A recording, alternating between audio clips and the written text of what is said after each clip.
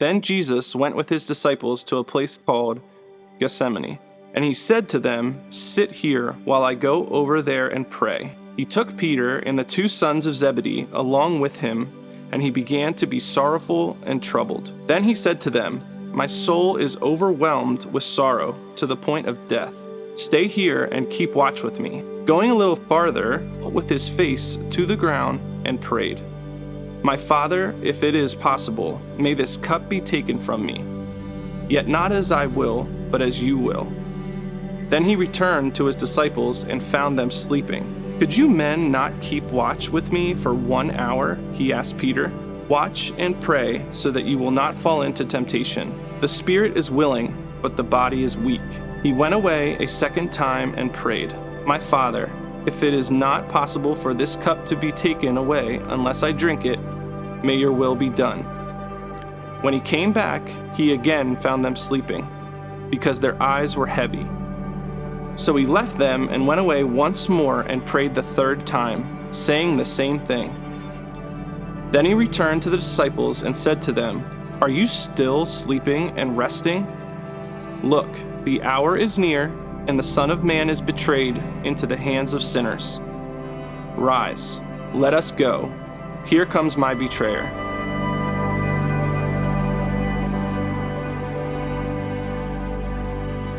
So, going into our marriage, all your hopes and dreams are in having a family, having kids, checking boxes, and that next box, I'm married at 24, and next box was kids.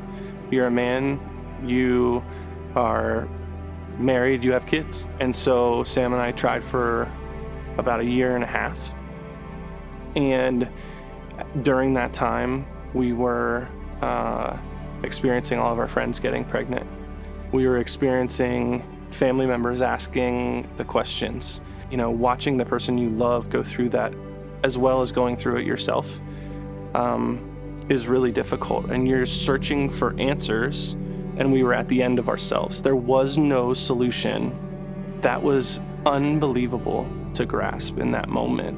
Thinking about Christ at Gethsemane specifically, I think about him when he knew that he was going to face persecution and what he had to do for us. He was at the end of himself, and he had to have been feeling all of those things. And he knew the answer was to turn over to God and fulfill God's calling for him. We knew the solution was to turn it over to the Lord.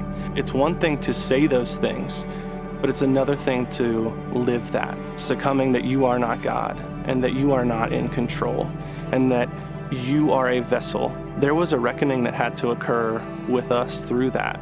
It was understanding that God's will was different from our own will. And if you look at Gethsemane as the example, after Christ is praying and giving of himself, and when it's time, Judas betrays him, Peter slashes the ear. And what's Christ's response in that moment is not retribution, but he heals the man and submits. It is separating the fact that he was incarnate. So he had the power and the solutions at his fingertips. We don't, right? But he had it at his fingertips. In spite of that, he went into solitude to grieve, to ask the Lord to give him strength and wisdom and those things. He was at the end of himself in that moment from a human perspective. It's such a tangible example that we can take as a model for ourselves. Whatever loss it is, whatever point you're at in your life, and he fell to his knees in reverence and in honesty and laid his heart out.